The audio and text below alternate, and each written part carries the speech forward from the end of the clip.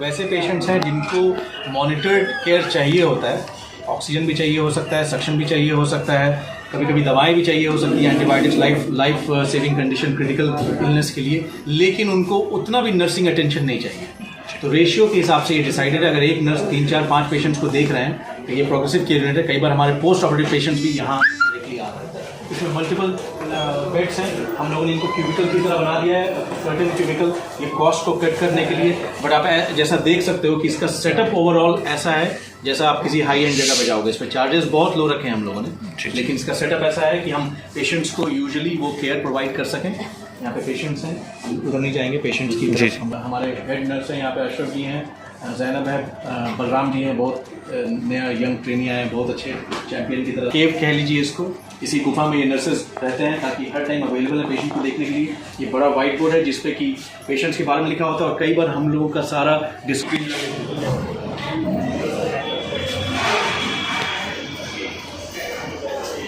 क्या नाम हुआ मैम आपका? मेरा नाम मोनाक्षा हुआ। अच्छा मैम, यहाँ पर मैं आप केयर टेकर में हैं और जनरल वार्ड का केयर टेकर हेड नर्स के रूप में काम कर रही हैं। क्या लगता है कि यहाँ पे जो इतने मरीज होते हैं, मरीज लोगों को ट्रीट करना और उनको जान पाना, मतलब कैसा लगता है? अच्छा लगता है। यहाँ पे हर तरह के पेशेंट आते हैं, मेडिकल भी होते हैं, सर्जिकल भी होते हैं, और बहुत दूर दूर से लोग आ रहे होते हैं और यहाँ अच्छे होते जा रहे होते हैं। पेशेंट बहुत ट्रस्ट करते हैं, वो जाते हैं, दूसरे लोगों को भी बताते हैं और वो लोग भी यहाँ पे आते हैं। मैम, ऐसा देखा जाता है और माना जाता है कि डॉक्टर के बाद अगर कोई दूसरा है तो नर्सेस को ही जो है सो माना जाता है। तो आप लोगों का कितना सहभागी हो पाता है, मतलब पेशेंट लोग को ट्रीट करने के दौरान? हम लोग कोशिश करते हैं जितना से जितना हो सके हम पेशेंट को पूरी तरह हेल्प करें हर चीज़ में, और हमारी तरफ से पूरी कोशिश होती है कि उनका कोई भी कंप्लेंट नहीं हो, कुछ भी नहीं हो। जितना हमको कर सकते हैं उतना करें। हर वक्त यहाँ पर 24 आवर सारे लोग अवेलेबल होते हैं।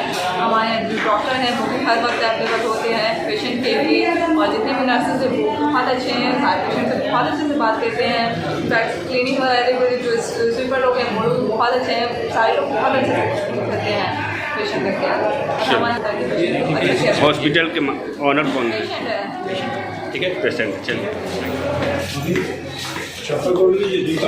पेशेंट्स यहाँ पे डिसमिस हुए हैं तो इसीलिए, बट आप देख सकते हो सारे मल्टीपल डिफरेंट बेड्स हैं, 8 टोटल बेड्स हैं हमारे पास यहाँ पर, सारे state of the art, low cost. Patients का केयर करना बहुत आसान रहता है यहाँ पर।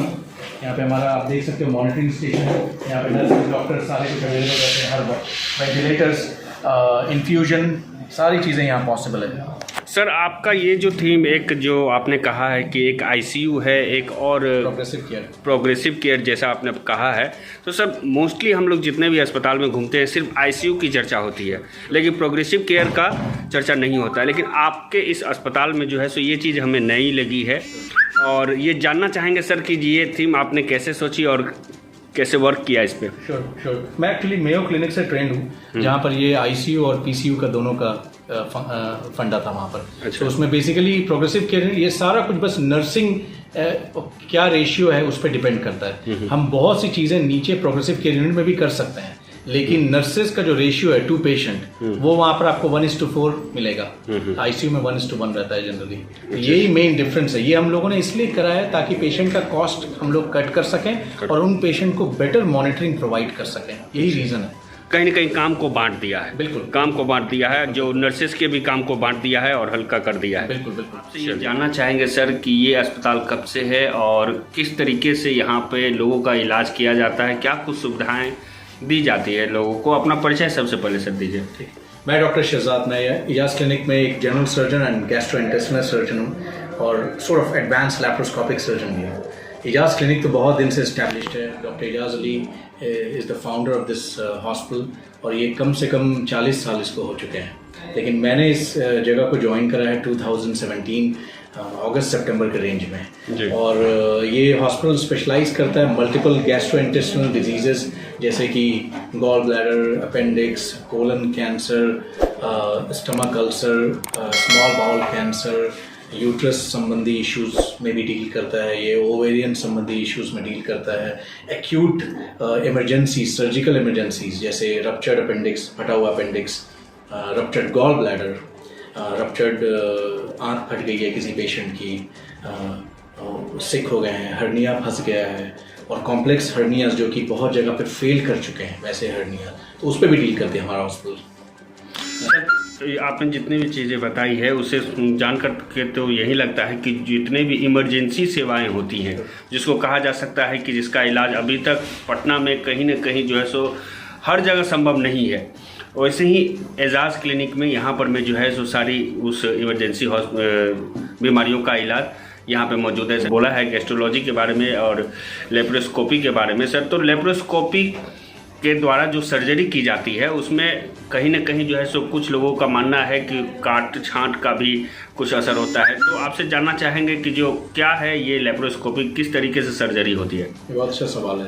तो लेप्रोस्कोपिक सर्जरी का बस यही मतलब होता है कि बड़ा चीरा करने की ज़रूरत नहीं पड़ी है, छोटा चीरा करा है, इंस्ट्रूमेंट्स स्पेशल होते हैं उसके, और उसमें एक टेलीस्कोप होता है जिसकी मदद से हम चीज़ों को मैग्नीफाई करके देख सकते हैं, और वो छोटे चीरे से वही चीज़ अकम्प्लिश कर सकते हैं जिसके लिए अदरवाइज बड़ा चीरा करना पड़ने की ज़रूरत पड़ती है जी। तो ये बहुत बड़ा एडवांटेज है। उसकी स्किल सेट बहुत डिफरेंट चाहिए उस पर ऑपरेट करने के लिए।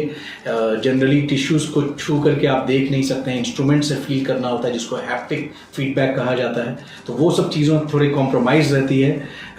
बहुत सी चीज़ें आप पे डिपेंड कर रही होती है, तो इस तरीके से वो डिफरेंट है। लेकिन ये एक एग्जाम्पल है मिनिमली इन्वेजिव या मिनिमल एक्सेस सर्जरी का, जिसमें कि हम बड़ी बड़ी चीज़ें अकॉम्प्लिश कर सकते हैं छोटे इंसिजन से। मतलब कि सर जैसे पहले जो है सो चीरा और टाका लगाया जाता था और घाव भी बहुत देर समय के बाद भरता था और ब्लडिंग भी ज़्यादा हो जाती थी, लेकिन जो लेप्रोस्कोपिक सर्जरी जैसा आपने कहा है, लगता है कि छोटे से सर्जरी और छोटे से कट मार्क करने से उतना ज़्यादा ब्लडिंग का तो लॉस नहीं होगा।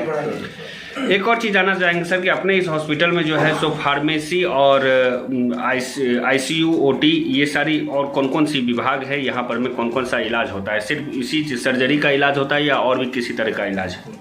हमारा हॉस्पिटल हमेशा से सर्जिकल सेंटर की तरह रहा है, लेकिन कोई सर्जिकल पेशेंट नहीं होते। हर पेशेंट में मेडिकल इश्यूज होते हैं, ब्लड प्रेशर की परेशानी होना, डायबिटीज़ होना, हार्ट डिजीज़ होना, किडनी डिजीज होना, तो ये सब चीज़ें हम लोग बहुत कॉमनली यहाँ देख रहे होते हैं। तो इवन दो हम बहुत स्पेशलाइज सर्जिकल सेंटर हैं, बट हमारे यहाँ बहुत से कॉम्प्लेक्स मेडिकल प्रॉब्लम का भी इलाज हो रहा होता है। हम अकेले वर्क नहीं कर रहे हैं, हमारे साथ मल्टीपल डिफरेंट स्पेशलिस्ट हैं। इंटरनल मेडिसिन के दो कंसल्टेंट्स हमारे साथ वर्क कर रहे हैं, डॉक्टर सालिक हैं, डॉक्टर राशिद हैं। उसके बाद हमारे पास एंडोस्कोपी की भी फैसिलिटीज़ अवेलेबल हैं, उसके लिए डॉक्टर संजीव हैं जो कि बिहार के one of the best ERCP के समझिए प्रोसीजरलिस्ट हैं।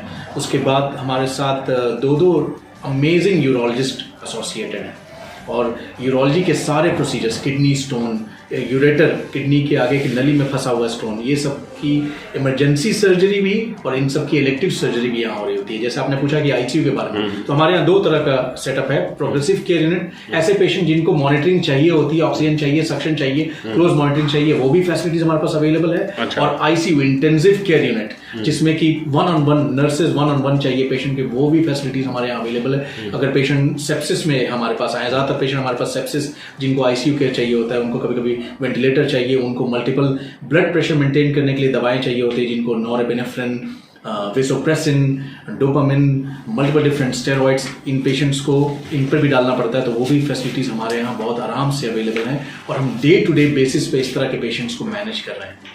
आखिरी में सर सवाल आपसे यही रहेगा कि एक हेल्दी लाइफ जीने के लिए और स्वस्थ रहने के लिए क्या कुछ मैसेज देना चाहिएगा आप अपने तरफ से और अपने इस एजाज क्लिनिक की तरफ से? ये बहुत लोडेड सवाल है, लेकिन अगर 3 फाउंडेशनल पिलर्स में अगर हम डाल दें, तो सबसे पहली बात मैं ये बोलना चाहूँगा कि प्रिवेंशन बहुत इंपॉर्टेंट चीज़ है। तो हम डिजीज़ेस को प्रिवेंट कर सकते हैं। पहले ज़माने की जो मेडिसिन होती थी, सबसे पहला जो मेडिसिन आया था, इलाज होता था बिना जाने हुए। सेकंड मेडिसिन आया, हम डायग्नोसिस पे बहुत फोकस करा और फिर हमने इलाज करा। ये मेडिसिन 3.0 जो टॉप मोस्ट रीसेंट मेडिसिन आ रही है, इसमें हम चीज़ों को बिगड़ने नहीं दे रहे हैं, उससे पहले प्रिवेंट कर रहे हैं। तो 3 फाउंडेशनल पिलर जो अगर उसकी बात करेंगे, तो स्लीप बहुत इंपॉर्टेंट है। 7 से 8 घंटे की अनइंटरप्टेड स्लीप बहुत ज़रूरी है हर इंसान को। दूसरी चीज़ एक्सरसाइज करना बहुत ज़रूरी, रोज़ होना चाहिए। और तीसरी चीज़ है न्यूट्रिशन। तो न्यूट्रिशन में काफ़ी आगे हम जा सकते हैं, बट ये 3 फाउंडेशनल पिलर हैं। इस पर अगर हम फोकस करेंगे तो हेल्थ पर फोकस कर सकते हैं, डिजीज़ नहीं, हेल्थ। हम हॉस्पिटल हैं, डिजीज़ पर फोकस करते हैं, but as a health care provider हम लोगों का फोकस हेल्थ की तरफ जाना चाहिए। चलिए सर, इतनी महत्वपूर्ण जानकारी देने के लिए और हमारे चैनल के साथ बात करने के लिए आपका बहुत बहुत धन्यवाद। Thank you very much.